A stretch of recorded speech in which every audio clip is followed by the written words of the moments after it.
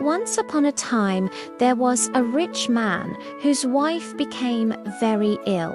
Feeling that her end was near, she called her only daughter to her bedside and said, "Dear child, be good and pious, and God will always watch over you. I will look down from heaven and stay with you." Then she closed her eyes and passed away. The little girl went every day to her mother's grave to cry and pray. She remained kind and good. When winter came, snow covered the grave like a white blanket.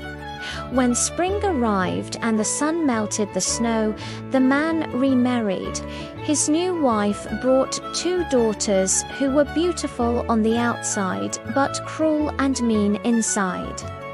After the wedding, the stepmother and stepsisters treated the girl badly. They took her pretty clothes and gave her old rags. They made her sleep by the hearth in the ashes, so she was always covered in dust and cinders. That's why they called her Cinderella.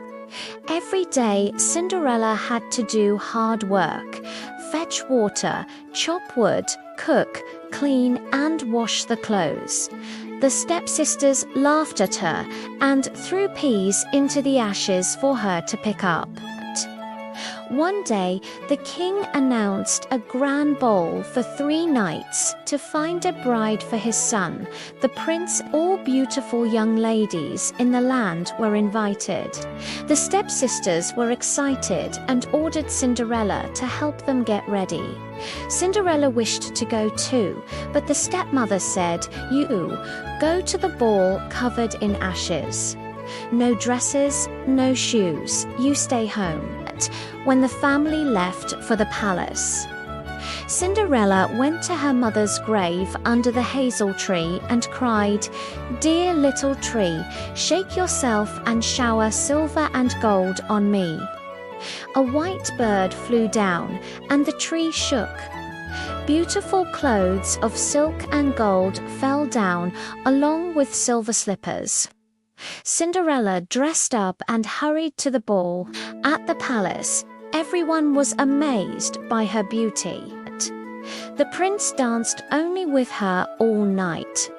When it was almost midnight, Cinderella slipped away secretly and ran home. The prince searched but couldn't find her. The next night, the same thing happened. Cinderella asked the tree again, and even finer clothes appeared. She danced with the prince again, but escaped at midnight. On the 3rd night, the prince was determined. He had the stairs smeared with pitch. Cinderella danced longer, but when midnight came, she ran so fast that one of her silver slippers stuck in the pitch. The prince picked up the tiny silver slipper. The next day, he declared, "I will marry the girl whose foot fits this slipper perfectly." The stepsisters tried first. The older one cut off her big toe to fit, but blood showed. The younger cut off her heel, but blood again. The prince saw the trick and said no. Finally, they brought Cinderella.